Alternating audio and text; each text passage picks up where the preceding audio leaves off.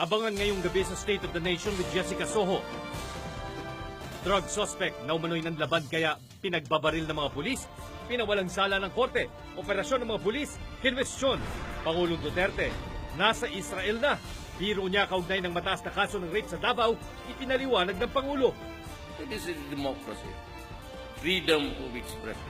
Inflation rate o bilis ng pagmahal ng mga serbisyo at bilihin itong Agosto, posibleng pinakamataas sa nakalipas na 9 na taon, ayon sa Department of Finance.